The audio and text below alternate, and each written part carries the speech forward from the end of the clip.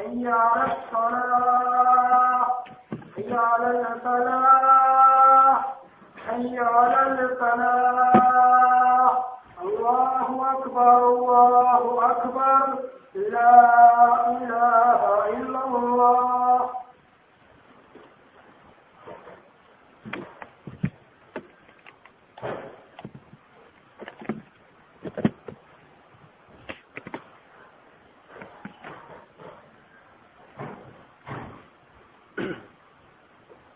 إن الحمد لله نحمده ونستعينه ونستغفره ونعوذ بالله من شرور أنفسنا ومن سيئات أعمالنا. من يهده الله فلا مضل له ومن يضلل فلا هادي له، وأشهد أن لا إله إلا الله وحده لا شريك له، وأشهد أن نبينا محمد وعلى آله وأصحابه أجمعين. يا أيها الذين آمنوا اتقوا الله حق تقاته ولا تموتن إلا وأنتم مسلمون. يا أيها الناس اتقوا ربكم الذي خلقكم من نفس واحدة وخلق منها زوجها وبث منهما رجالا كثيرا ونساء، واتقوا الله الذي تساءلون به والأرحام إن الله كان عليكم رقيبا. يا أيها الذين آمنوا اتقوا الله وقولوا قولا سديدا يصلح لكم أعمالكم ويغفر لكم ذنوبكم، ومن يطع الله ورسوله فقد فاز فوزا عظيما. أما بعد. Möhtərəm müsəlmanlar, önce özümü sonra sizi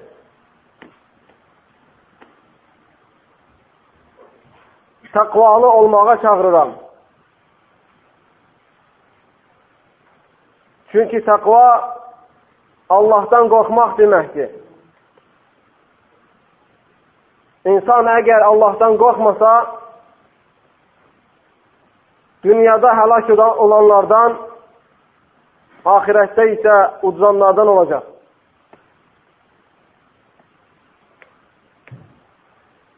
Adem evladının aldığı havadan ve içtiği sudan daha çok ihtiyaç var takvaya. Takva Allah'tan korkmak demektir. Allah'tan korkmak ifadesi insanın haramlardan çekinip emirleri yerine getirmesinden ibarettir. İnsanlar takvada bir neçə mərhələyə bölünür. Kiminin imanı güclü olur, kiminin imanı zayıf olur, kiminin imanı ise orta olur. Kim Allahu Teala'nı çok tanıyarsa, onun adı ve sıfatlerinden çok haberi olarsa, Allah'tan daha çok korkar. İnsanların iman təbəqəsi Allah'ı tanımaqla əlaqəlidir. Allah'tan asla korkmayan insanlar Allah'ı tanımayanlardır. Allah'ın emirlerini yerine getirmeyen insanlar Allah'ı tanımayanlardır. Allah'ın haramlarından çekinmeyen insanlar Allah'ı tanımayanlardır. O kəslər bu dünyada kör olduğu kimi, kar olduğu kimi, lal olduğu kimi ahirette de olacaklar. Onların hakkı gören gözleri olmaz. Hakkı danışan dilleri de olmaz. Həmçinin hakkı eşiten kulakları da. Onlar kardılar, kördülar, laldırlar. Bunlar kafirlerin, Allah'a ve onun Resulüne inanmayanların sıfatlarıdır. Hiç kəs mən Allah'a ve onun Resulüne, Allah'a ve ahiret gününe inanırım demeye hakkı yoktur. Ta Allah-u Teala'nın emirlerini bilmedikçe, Allah-u Teala'nın qadağanlarını bilmedikçe. Tek iddia eləmək ki, Allah'a inanıram demək kifayət deyil. Hətta Məkkə müşrikləri belə Allah'a inanıram deyirlərdi. Hətta onlar dara düşdükdə belə Allah'a şərik qoşmurlardı. Sadəcə genişə çıxdıqda, dardan çıxdıqda Allah'a şərik qoşarlardı. Amma günümüzdəki müşriklər darda da şərik qoşurlar, genişə çıxdıqda da şərik qoşurlar. Bunların şərik qoşmasının səbəbi Allah'a lazımınca tanımamaqlarıdır. İnsanın günahlara düşməsinin səbəbi Allah'a lazımınca tanımamasıdır. Çünki əsla Allahı tanıyan, onun əzabının şiddətini dərk eləyən mümkün deyil özünü əzaba düşar eləsin. Mümkün deyil özünü həlakə düşar eləsin. Çünki möhtərəm müsəlmanlar, dünya əzabına, dünya oduna yanmağa əgər taqətimiz yoxdursa, bir dəqiqə olsa belə barmağımızı içində saxlamağa taqətimiz yoxdursa, bəs canlar yaxan, əbədi olan odun içində durmağa necə taqətimiz olacaq?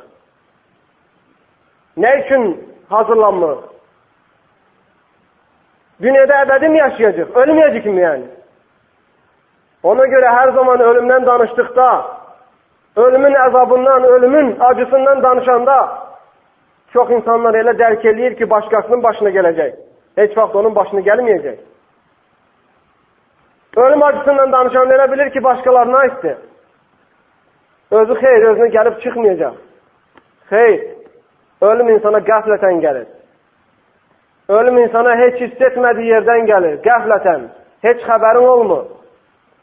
İçin dolu dünya arzuları olur, xəyallar olur.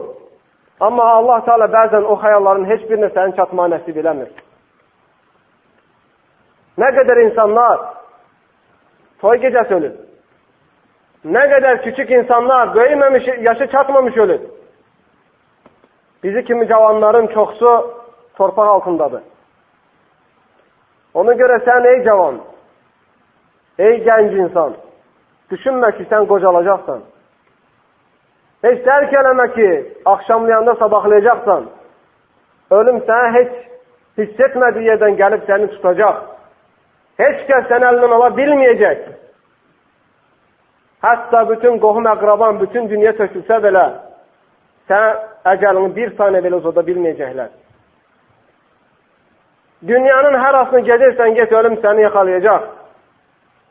Və sən boynuma düşən yük, o səni yaxalayacaq ölümə qarşı hazır olmalısan. Sən ölüm gəlib çatdıqda ona hazır olmalısan. Çünki insanın əsas problemləri və həyatının əsas başlanğıcı ölümündən sonradır. Ölüm insana verilib ki, ahirətə qovuşsun. Çünki bu dünyaya sadəcə imtihanı olaraq gəlmişsən. Bu dünyaya sadəcə bir küçük ömür sürmək üçün, Allaha ibadət etmək üçün gəlmişsən. Sonsuz əbədi həyat öldükdən sonradır. Bunu hər kəs görəcək. Hər kəs biləcək. Hər kəs onu dadacaq. Allah-u Teala Quran-ı Kerimdə buyurur: "Kullu nefsin zaiqatul maut." Hər bir canlı ölümü dadacaq. Hər bir canlı, həşərat da olsa, heyvan da olsa, insan da olsa, nə canlı var yer üzündə hamısı ölümü dadacaq. Bir kəs qalmayacaq.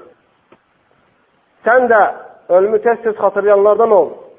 Çünki əsla qəbir ziyarətinin icazə verilməsi İslamın əvvəllərində qadağan idi. Peyğəmbər s.ə.v həm kişilərə, həm qadınlara qəbri ziyarət etməyə qadağan etmişdi İslamın əvvəlində. Bir müddət keçdikdən sonra isə Peyğəmbər s.ə.v ümmətin kişilərinə qəbir sonluğu ziyarət etməyə icazə verdi. Və Peyğəmbər s.ə.v icazə verməyinin səbəbini də hədisdə qeyd etdi. Yəni, ona görə icazə verirəm ki, çünki qəbir sonluğuna getmək sizləri ahirəti xatırladır. Sizlərə ahirəti xatırladır, ölümü xatırladır, qəbir əzabını xatırladır. Ona görə insan ibrət alır. Əsl arzusu uzun olan insanlar, xəyallar içində yaşayan insanlar, ölümü unudan insanlardır. Əbədi yaşayacağını düşünən insanlardır. Sanki ölməyəcək kimi düşünürlər. Xeyr. Əsl xeyirli insan o insandır ki, bu dünyasını, həm bu dünyasını itirməyə, zayi etməyə, həm də ahirətini. Nə dünyasından möhkəm tutub ahirətini unutmaya, nə də ahirətdən möhkəm yapışıb dünyasını tərk eləməyə. Həm bu dünyadan istifadə et, həm bu dünyanı ahirətin üçün istifadə et. Bəli, Peyğəmbər s.ə.v deyir, sizin ən xeyirliniz dünyasından və ahirətindən istifadə edənlərinizdir. Bu, bugünkü xütbənin müqəddiməsidir. Əsl mövzumuz isə nəsihət barəsində olacaq. Müsəlmana nəsihət barəsində olacaq. İslamda nəsihətin mövqeyi barəsində olacaq. Nəsihət müsəlmanın müsəlmana olan haqlarından biridir. Hər kəs nəsihət etməlidir. Heç kəs susmamalıdır. Münkərləri inkar etmək lazımdır. Pisliklərdən insanları çəkindirmək lazımdır. İnsanları Allah yoluna dəvət etmək lazımdır. Ən birinci dəvətdə özündən, sonra ailəndən, sonra qonşularından, sonra qohumlarından, sonra kəndindən, sonra ölkəndən başlamalısan. Bu belə mərhələdir. Bugünkü xütbəmiz Allah-u Teala'nın izni ilə nəsihət barəsində olacaq. Tövsiyə barəsində olacaq. Yaxşılıqları əmr edib pisliklərdən çəkindirmək barəsində olacaq. Onu hamımız dərk eləməliyik ki, Peyğəmbərlər bu ümmətə, Peyğəmbərlər hər Peyğəmbər öz ümmətinə insanlara nəsihət etmək üçün göndərilir. Hər bir Peyğəmbər ümmətinə gəlib onlara nəsihət etsin. Onları tövhidə çağırsın. Allah'a çağırsın. Xeyr əməllərə çağırsın. Ahirete imana çağırsın. Və s. Peyğəmbərlərin vəzifəsi insana Allahın onlara endirdiyini çatdırmaqdır. Buna da nəsihət deyilir. Nəsihət sözü mənası nədir? Nəsihət olunana xeyir istəmək deməkdir. Nəsihət sözünün mənası nəsihət olunana xeyir istəmək deməkdir. Çünki sən nəsihət etdikdə öncə niyyət etməlisən ki, nəsihət olunan kəs düzəlsin. Eybini ona anlatırsansa, eybini ona başa salırsansa, əsas məqsədin o nəsihət olunanın düzəlməsi olmalıdır. Özünü göstərmək deyil. Ona görə nəsihət müsəlmanlara olan haqlarından biridir. Kim nəsihətdə təqsir eləyərsə, nəsihət etməzsə, o artıq müsəlmanın haqqını tapdalamış olar. Müsəlmanın eybini örtmüş olar. Peyğəmbər s.ə.v səhih bir hədisdə buyurur: "Əl-mu'minu miratul-mu'min." Mömin, müminin güzgüsüdür. Heç kəs özündəki ləkəni görməz. Heç kəs öz sifətindəki eybi görməz. Heç kəs öz vücudundakı kirləri, eybləri görməz ta güzgüyə baxmadıqca. Güzgüyə baxdıqda dərk eləyir eyblərini. Ona görə müsəlmanın güzgüsüdür. Əsr müsəlmanın güzgüsü maddi güzgü deyil. Baxdığımız müsəlmandır. Müsəlmanı hər zaman eyblərini ona başa salmağa çalışmalıdır. Ondakı eyblərin çatışmamazlığı düzəltməyə çalışmalıdır. Ona şək yoxdur ki, insan öz nəsihətində ən birinci hikmətli olmalıdır. Elmli olmalıdır, savadlı olmalıdır, eyni zamanda ixlaslı olmalıdır.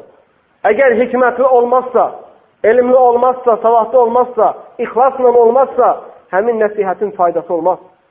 Həmin nəsihətin səmərəsi olmaz. Həmin nəsihətin nəticəsi olmaz.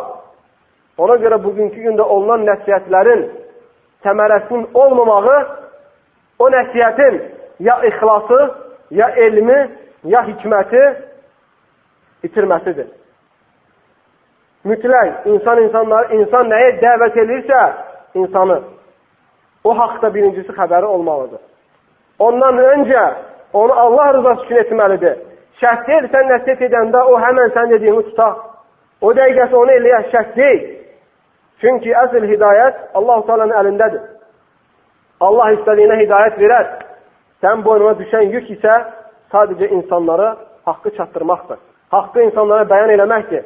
Amma əmələ gəldikdə isə o Allahla o qul arasındadır. Bəli, bütün Peyğəmbərlər öz ümmətinə nəsihət üçün gəlib. Peyğəmbərlər həmin nəsihət yolunda bir çox işgəncələr, bir çox əziyyətlər görüblər. Hətta Peyğəmbərləri öz torpaqlarından, öz vətənlərindən qovublar. Peyğəmbərlərə dəli deyiblər, Peyğəmbərlərə cabikar deyiblər, Peyğəmbərlərə sehirbaz deyiblər, Peyğəmbərlərə kahinlər deyiblər. Hətta Peyğəmbərləri belə döyüblər. Hətta Peyğəmbərləri belə öldürüblər. Zəkəriyyə aleyhissalam başından minşarla dırnağına qədər kəsdilər. O yenə dinindən dönmədi, nəsihətinə davam etdi. Həmçinin Yəhya aleyhissalamı öldürdülər yahudilər. Yenə nəsihəti tərk etmədi, ölənə kimi. Nuh aleyhissalamın qovmu nəsihətini götürmək istəmirdi. Hətta qulaqlarına pambıqlar və yaxud başqa səs girməsin deyə qulaqlarını qapatdılar. Nuh aleyhisselam yenə onların nəsihəti əsirgəmədi. Onları gördükdə əli ilə onları başa saldı İslamı. Allahın tək olduğunu, Allahın göydə olduğunu onlara əli ilə başa salırdı. Onlar məcbur qalıb gözlərini də örtürlərdi. Budur Peyğəmbərlərin vəzifəsi. Peyğəmbər s.ə.v göndəriləndə qavmuna, Qureyşə, bütpərəst bir qavma, kafir bir qavma, baxın Peyğəmbər s.ə.v necə rədd etdilər. Peyğəmbər s.ə.v necə döydülər. Peyğəmbər s.ə.v nə qədər sözlər dedilər. Peyğəmbər s.ə.v nə qədər əziyyətlər verdilər. Hətta Peyğəmbər s.ə.v ən sevimli olan, Allahın ən sevimli torpağı olan Məkkədən belə Peyğəmbər s.ə.v çıxartdılar. Peyğəmbər s.ə.v sahabələrinə hətta izin verdi hicrət eləməyə başqa bir qovmun içinə. Çünki müsəlmanlar çox əziyyət çəkirdi. Hətta müsəlmanları Məkkədən çıxardanda Peyğəmbər s.ə.v bir neçə müddət hətta ağac qabığı yarpaq yemək zoruna qaldı. Bəli, Peyğəmbər s.ə.v-in bu günə düşməsinin səbəbi nə idi? Nəsihət idi. Peyğəmbər s.ə.v nəsihətində əsirgəməməsi idi. İnsanlara nə lazım idi onu bəyan edirdi. Nə üçün? Həmçinin sahabələr nəyə görə? Nəyə görə sahabələr də eyni şey eləyirlər? Onlar da əziyyət çəkirdi. Çünki müminin qardaşıdır. Allah-u Teala Quran-ı Kərimdə Hucurat surəsinin 10-cu ayəsində bunu belə izah edir. İnnəməl müminunə ixvah fəaslihu beynə axavaykum. Həqiqətən müminlər qardaşdırlar və qardaşlarınızın aralarını düzəltin. Qardaşlarınızın aralarını düzəltin. Bəli, bir günah içində olduğun qardaşı müsəlmanı gördükdə onun islahı üçün can atmalısan, səy eləməlisən, istifadə etməlisən, onu dəvət eləməlisən. Hətta ondan pis qarşılıq alsan belə başını buraxmamalısan. Çünki sənin ona istədiyin əsl xeyr elə budur. Sənin ona istədiyin əsl xeyr elə buradadır. Əgər sən ona nəsihət etməməyin, susmağın, ya qardaşlıq, ya dostluq, nəsə xətirinə, sənin ona zülm etməyin deməkdir. Ona paxıllıq etməyin deməkdir. Ona xeyir istəməyin deməkdir. Bəli.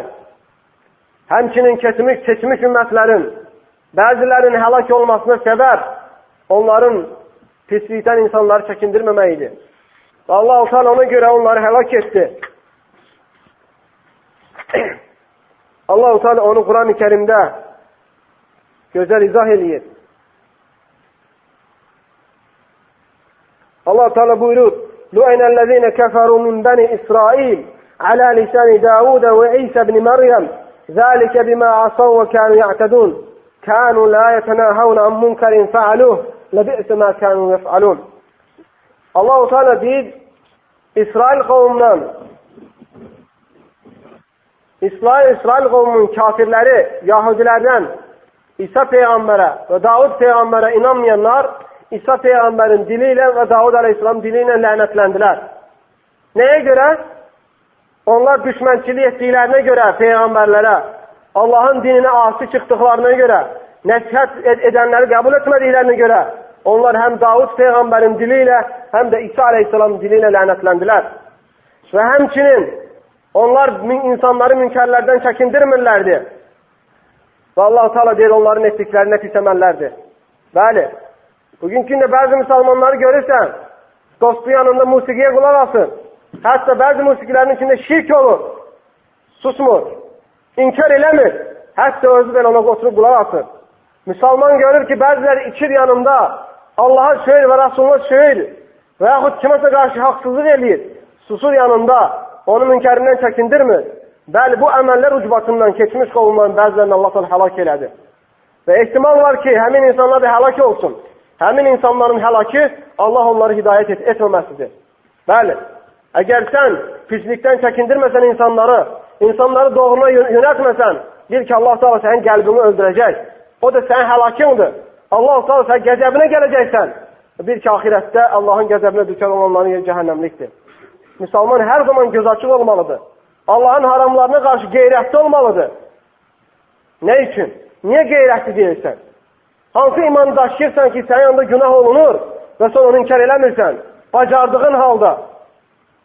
Mən demirəm, bacarmadığın halda get inkar elə, xeyr. Bacardığın halda. Hətta bəzi müsəlmanların təəssüflərlə deyirəm, özü eləyir o günahları. Qorxmadan, çəkinmədən, hətta nəsiyyət etdikdə belə təkəbbürlənir. Elə müsəlmanlar öz imanlarını yoxlamalıdır. İmanlarını hesaba çəkməlidir, görməli imanları var, yoxdur, yox. Çalış ney müsəlmanlar? Şeytanların qulu olmayın.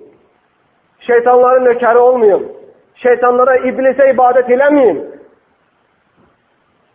Allah Teala buyurur: "Ya eyyuhel insan ma gharraka bi rabbikal kerim."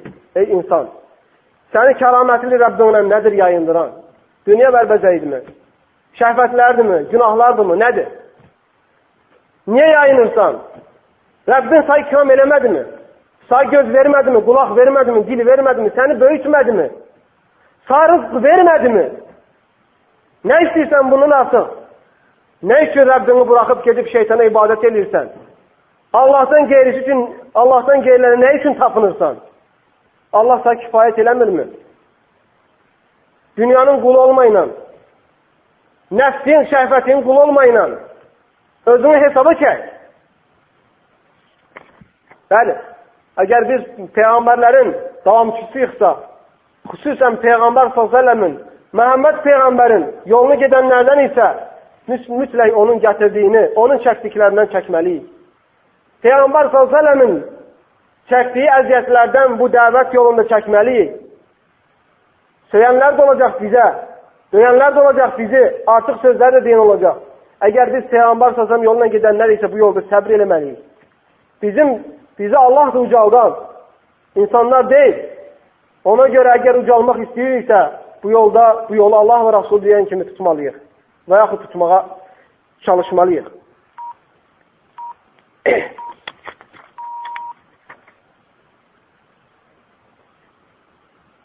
Gələn səhih hədisdə Peyğəmbər s.ə.v Müslimdə gələn hədisdə buyurur: Əd-dinun nasihə. Din, İslam dini nəsihət dinidir. İslam dini təkəbbürlük dini deyil, savadsızlıq dini deyil, terrorizm dini deyil, vahabizm dini deyil. İslam dini nəsihət dinidir. İftira dini deyil, əxlaqsızlıq, tərbiyəsiz din deyil. İnsanları təmizliyə çağıran, insanları pislikdən uzaqlaşdıran dindir. Peyğəmbər s.ə.v buyurur: Əd-dinun nasihə. Din, Allah'ın seçdiyi İslam dini nəsihət dinidir sadəcə. Sahabələr soruşdular: kimin üçündür ya Resulallah? Kimə nəsihət etməliyik? Nəyə görə nəsihət etməliyik? Peyğəmbər s.ə.v dedi ki, Allah üçün nəsihət etməsiniz. Allah'a dəvət etməlisiniz. Və onun kitabı üçün və onun Peyğəmbəri üçün və müsəlmanların hakimləri, əmirləri üçün və ümumi müsəlmanlar üçün. Nə deməkdir bu? Kimin üçündür dedilər ya Resulallah nəsihət? İslam dini nəsihət dinidir. Kimə? Peyğəmbər s.ə.v dedi ki, Allah'a. Ən birinci insanlara Allah'a dəvət etməlisən. Allah'ı insanlara tanıtmalısan. İnsanlara bildirməlisən ki, bütün kainatı yaradan tək Allah'tır. Bütün kainata rızkı veren tek Allah'tır. Allah-u Teala bu kainatta hiçbir şey boşu boşuna yaratmayıp, her şeyi bir sebep üzere, bir hikmet üzere yaradı. Ve aksine bu ümmeti insanları yarattıktan sonra boşu boşuna bırakmayıp, onlara peygamberler gönderip, insanları zulümetten nura çıkardan, küfürden imana çıkardan peygamberler gönderip, insanları buna çağırmalısan. Ve hemçinin insanları beyan etmelisin ki, bütün ibadetler tek Allah'a məxsusdur. Allah'tan geyrisine hiçbir ibadeti sərf etmek olmaz. Secde tek Allah'a olunacak. Dua tek Allah'a olunacak. Nezir tek Allah'a edilecek. Kurban tek Allah'a kesilecek. Cihad tek Allah için olacak. Oruç tek Allah için tutacaksın. Həcə tek Allah için gideceksin. Allah'tan geyrisinin rızasını kazanmak için edersense sen müşrik hesap olunursan. Kafir hesap olunursan. Ebedi cehennemlik hesap olunursan. Bütün ibadetleri tek Allah için ibadet sərf etməlisən. Qəbirlərə nəzir qoymaq olmaz. Qəbirlərdə qurban kəsmək olmaz. Kim olursa olsun, hətta Peyğəmbər s.ə.v-in qəbrinin yanında belə qurban kəsmək olmaz. Ne için? Çünkü qurban tek Allah için kəsilir. Allah rızası için kəsilir. Hətta Peyğəmbər olsa belə kömək diləmək olmaz. Peyğəmbər olsa belə nəzir demək olmaz. Nə üçün? Çünki bütün ibadətlər tək olan, var edən Allah üçün olmalıdır. Peyğəmbərlər də, bütün insanlar da, övliyalar da, hər kəsin öz mənzili var. Lakin onların hamısı məxluqlardır. Heç bir məxluqa, heç bir yaradılmışa ibadəti sərf etmək olmaz. Bütün ibadətlər sadəcə və sadəcə tək olan Allah'a var. İnsanlara bunu başa salmalısan. Allah'tan gerisine tapınmasınlar. Gedib qabırlar ətrafında, kilsələr ətrafında tavaf edib qəbirlərə tapınmasınlar. Gedib ölən insanlardan kömək, yardım diləməsinlər. Gedib qəbirlər üstündə sürtünməsinlər. Gedib o yatan zatdan yardım diləməsinlər, övlad diləməsinlər. Çünki övlad da verən, insana şəfa da verən, insanı zülmətdən də qutaran tək Allah-u Teala'dır. Ölən insanlar heç biri eşitmir. Hətta Allah-u Teala deyir, fərz elə ki, eşitirlər, cavab verə bilmirlər. Ona görə ölmüş insanların hamısının birlərə ehtiyacı var ki, birlər onların günahları bağışlanması üçün Allah'a dua etsinlər. Amma bir çox müsəlmanam deyən insanlar baxırsan, ildə neçə dəfə qəbirləri ziyarət eləmək səfərə çıxırlar. Gedib qəbirlərdə qurban kəsib nəzirlər verirlər. Baxmırlar ki, bu İslam dinində bunun yeri var yoxsa yox. Bütün Quran-ı Kerim birinci səhifəsindən axırıncı səhifəsinə kimi insanları elə ibadətlərdən çəkindirir. Əsl o insanlar Quran-ı Kerimdən xəbər olmayan insanlardır. Allah'ın ayətlərini oxuyub dərk eləməyən insanlardır. İnsanları bəli buna çağırmalısan. Tövhid budur. İbadət tövhidine çağırmalısan. Bütün ibadətlərin tək Allah'a aid olmağına çağırmalısan. Allah üçün nəsihət budur. Və həmçinin Allah üçün nəsihətlərin növündən insanlara Allah'ın ad və sifətlərini öyrətməsi. Allah-u Teala'nın bir çox gözəl adları var. Allah-u Teala'nın gözəl adları var. Allah-u Teala'nın uca sifətləri var. İnsanlara onu öyrətmək lazımdır. İnsanlara onu öyrətmək lazımdır.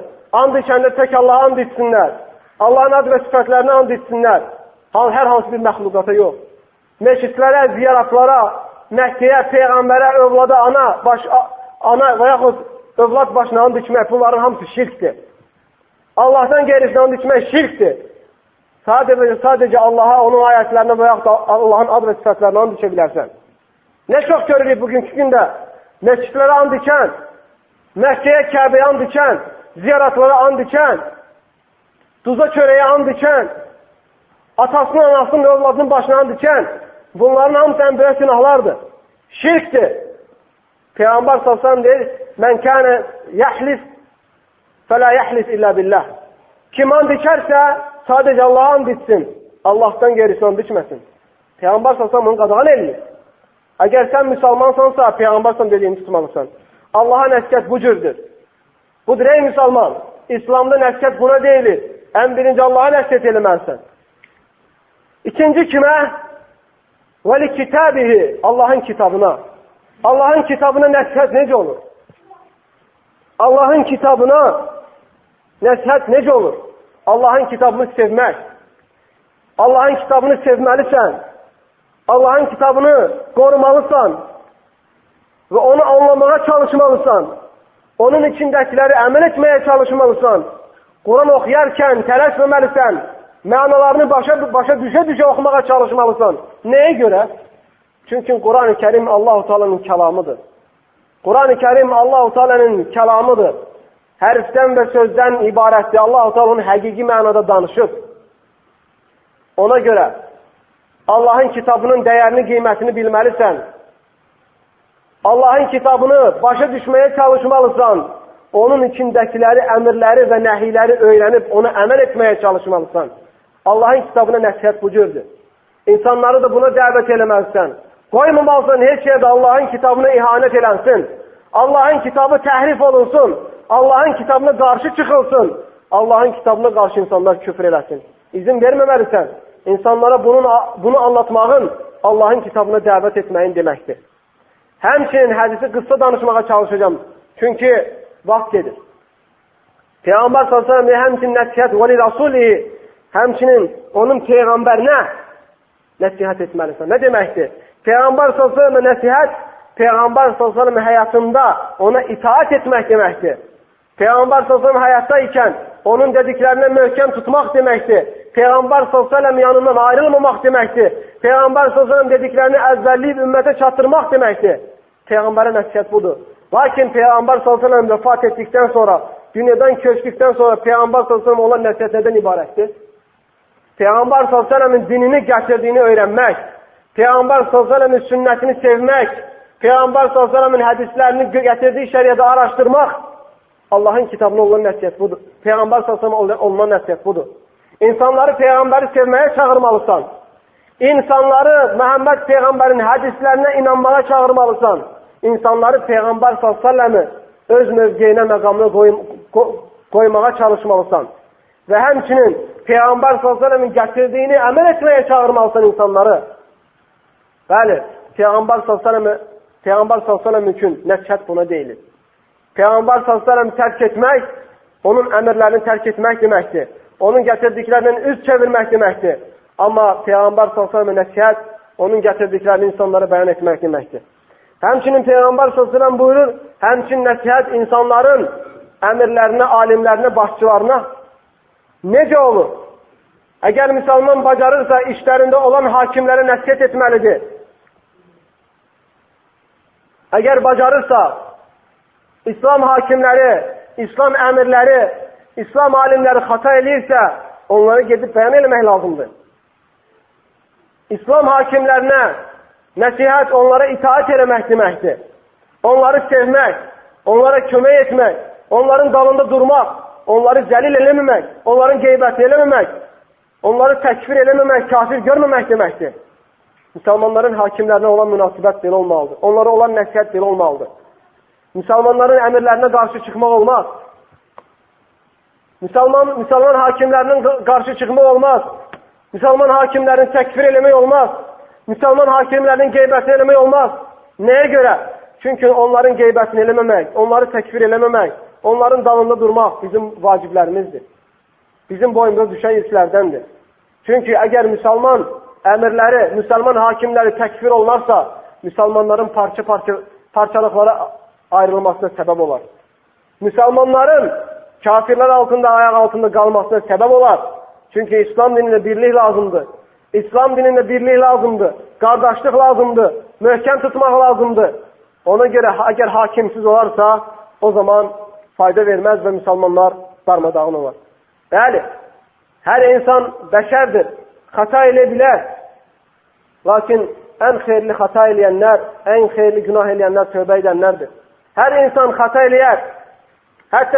Hətta hakim olsa belə, alim olsa belə xata eləyə bilər. Lakin müsəlmanın boynuna düşən şey, hakimlərdən meydana gələn xataları ifşa eləyib insanlar arasında yaymamasıdır. Ona gedib hakimlərə nəsihət eləməsi, onların haqq yoluna düzəlməsi üçün səy etməsi deməkdir. Allah Teala'dan diləyirəm ki, bizi həqiqi müsəlman olaraq dünyada yaşatsın və həqiqi müsəlman olaraq dünyadan köçməyi nəsib etsin. Allah Teala'dan diləyirəm ki, bu dində Allah və Rasul istəyən kimi nəsihət etməyi Allah Teala bizə nəsib eyləsin. Allah Teala'dan diləyirəm ki, bu yolda bütün çətinliklərə səbr etməyi Allah bizə nəsib etsin. Allah Teala'dan diləyirəm ki, nəsihətdə bizə ixlas nəsib etsin. Allah'tan diləyirəm ki, bu nəsihətdə bizə hikmət nəsib etsin. Allah Teala bütün qusurlarımızı və təqsirlarımızı bağışlasın. Və aqulu qawli hada və astagfirullah li və lakum və lisa'il muslimin min kulli zəmb fəstəğfiruhu innehu huvəl ğafurur rahim.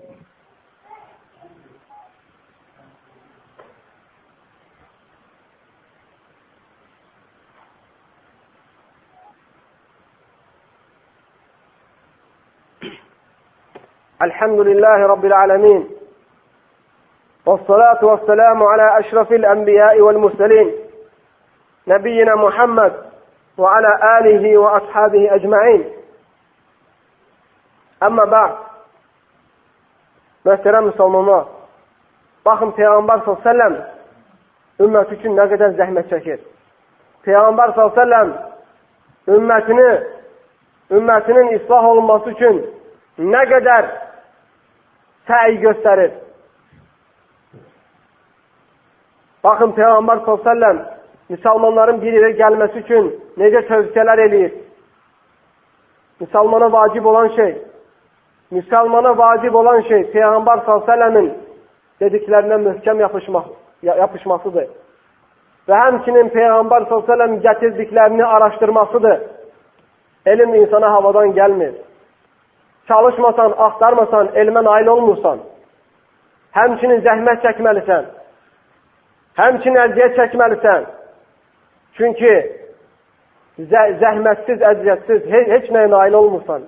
heç nə əldə edə bilmirsən. Mütləq Peyğəmbər s.ə.v-in gətirdiklərini araşdırmaq lazımdır. Haramları, halalları bilmək lazımdır. Çəkinəsən deyə. Hədisin son firqəsinə çatdıq. Ən axırıncı nöqtəsi. Peyğəmbər s.ə.v deyildikdə ki, İslam din nəsihətdir. Dedilər, kimin üçün ya Rasulallah? Peyğəmbər s.ə.v dedi ki, Allaha, onun kitabına, onun Rasuluna və müsəlmanların imamlarına, hakimlərinə və sonra isə Peyğəmbər s.ə.v dedi ki, bütün müsəlmanlara. Bu hədisin son firqəsidir. Son fəqərəsidir, yəni son hissəsidir. Həmçinin bütün müsəlmanlara da nəsihət etmək vacibdir. İslam dininin əmrlərindəndir. Bütün gördüyüm müsəlmanlara nəsihət etmək vacibdir. Necə bacarırsan elə, bacardığın şəkildə, imkan dahilində, əsirgəməginə. Bəzi insanlar görürsən ki, xətrə görə, dostluğa görə, qohumluğa görə insanları çəkindirmir pislikdən. Kiminsə xətrinə dəyər deyə, kimlənsə arası düz olmaz deyə. Xeyr, Allah xətri bizə daha çox olmalıdır. Allah sevgisi bizə ondan daha əziz olmalıdır. Allahı sevmək onun sevgisindən daha çox olmalıdır. Ona görə kim Allah-u Teala'yı çox sevirsə, həqiqətən bu yükü yüklənənlər, bu vacibi əda eləyənlər əsla onlardır. Müsəlmanlara nəsihət etmək mütləq lazımdır.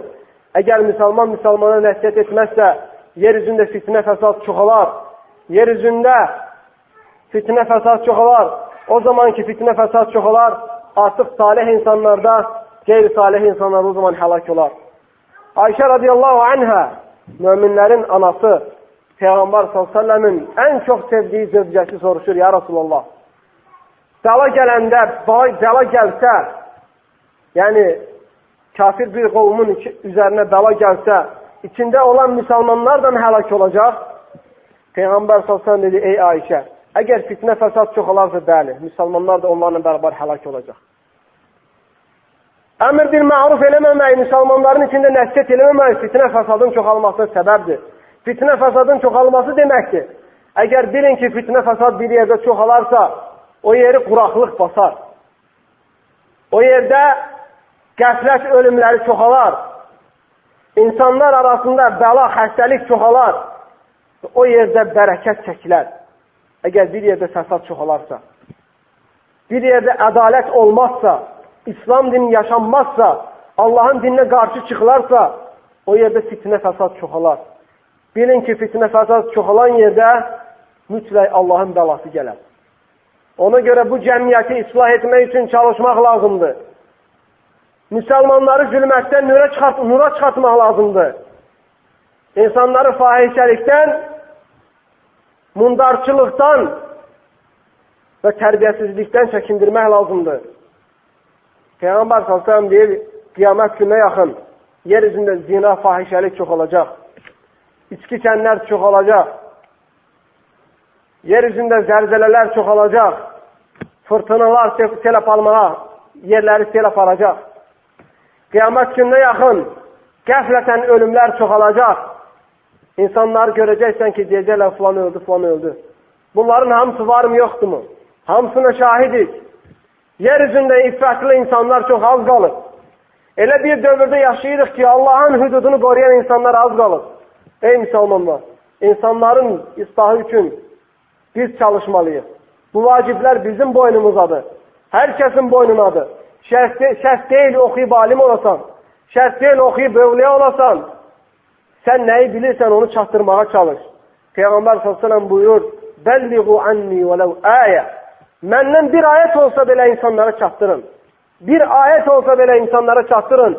Hər kəs öz boynuna düşən məsuliyyəti insanlara çatdırarsa, baxarsan ki, yer üzündə İslam çoxalar, müsəlmanlar çoxalar, İslam dini yaşanar və Allahın xeyir bərəkəti, Allahın rızası, əmin-əmanlıq da yer üzündə yayılar. Peyğəmbər Allah-u Teala Ali-İmran surəsinin 110-cu ayəsində buyurur, Kuntum xayra ummətin uxricət linnəs, tə'muruna bil-ma'rufi və tənhəvna anil-munkar. Allah-u Teala deyir, siz ümmetin, insanların en hayırlısı olarak Allah Teala biz sizi seçtikti. Peygamber sallallahu aleyhi ve sellem ümmetine değil, kuntum hayre ummetin uhricet linnas. İnsanların içinde en hayırlı seçtiğimiz insanlar sizsiniz. Neye göre? Te'muruna bil ma'ruf. İnsanlara hayırlı emredirsiniz. İnsanlara neşret edirsiniz. İnsanlara hayırlı gösterirsiniz. Ve tenhavna anil munkar. Ve insanları pislikten çekindirirsiniz. Bəli. Allah Teala deyir ki, sizin insanları hayre çağırmağınız, pislikten çekindirməyinizə görə biz sizi ümmetler içinde en hayırlı ümmet ettik.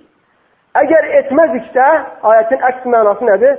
Eğer etmezikse, insanları nəsihət etmezikse, insanları yaxşılığa çağırıp pislikten çekindirmezikse, ümmetin en şerlisi hesab olunuruq. Ümmetin en pisleri hesab olunuruq. Ona göre unutmayın, üzerimizde Müslümanların hakları var. Her Müslümanın üzerinde hakları var. Bu haklardan biri de, dedik, hutbenin önünde geçtiği kimi, Müslümana nəsihətidir. Həmçinin Peygamber sallallahu aleyhi ve sellem Müslim'de gelen hadiste buyurur. Sizden kim bir münker gördüsə, onu eliyle değiştirsin, bacarırsa. Eğer eliyle bacarmırsa, diliyle değiştirsin. Eğer diliyle de bacarmırsa, kalbiyle değiştirsin. Ve bu imanın axırıncı nöqtəsidir. İmanın son təbəqəsidir. Bundan sonra da iman yoktur. Sen münker, pislik gördükçe çalışıp elinle değiştirmeye çalışmalısın. Eğer bacarırsansa. Eğer sen onu elinle değiştirdikte ondan büyük fitne olacaksa değiştirmek haramdır. Değiştirmemelisin. Veyahut onun kimisi başka birisi olacaksa yine değiştirmirsən. Misal, bir sigaret çeken, gedib sen o sigaretini ağzından alıp kırıp attıkta götürüp ne işe çekecekse sen o sigaretini kırmırsan. Çünkü ondan daha büyük fitne gelir. Eğer elinle bacarmırsansa, xüsusən əllə münkəri dəyişdirmək hakimlərə aiddir. Böyük insanlara aiddir, əlinin altındakilərə aiddir. Herkese bunu bacarmır. Eğer elinle bacarmırsansa, dilinle dəyişdirməlisən, dilinle nəsihət etməlisən. Başa salmalısan, insan çəkin, olmaz, haramdır, Allah'tan kork. Eğer dilinle de bacarmadınsa, fayda vermezse, o zaman en azından qəlbinlə onu inkar eləməlisən. Qəlbinlə etiqad eləməlisən ki, həmin şey haramdır, çəkinməlisən. Ama qəlbinlə onu inkar eləmədinsə, bu deməkdir ondan başqa da iman qalmır. Allah Teala'dan istəyirəm ki, bizi ölənə kimi iman üzərində saxlasın. Allah Teala bizi tövhid əhlindən etsin. Uca Allah'tan diləyirəm ki, bizi və ailəmizi islah eləsin. Allah Teala'dan diləyirəm ki, bizi və ailəmizi Müslüman olarak yaşatsın. Müslüman olarak bu dünyadan köçməyi nəsib etsin. Allah Teala'dan diləyirəm ki, bizi Peygamber sallallahu aleyhi ve sellemin bayrağı altından duanlardan etsin. Ve aqulu ma tesma'un ve estağfirullahi ve lekum ve sallallahu aleyhi ve sellem ala nebine Muhammed.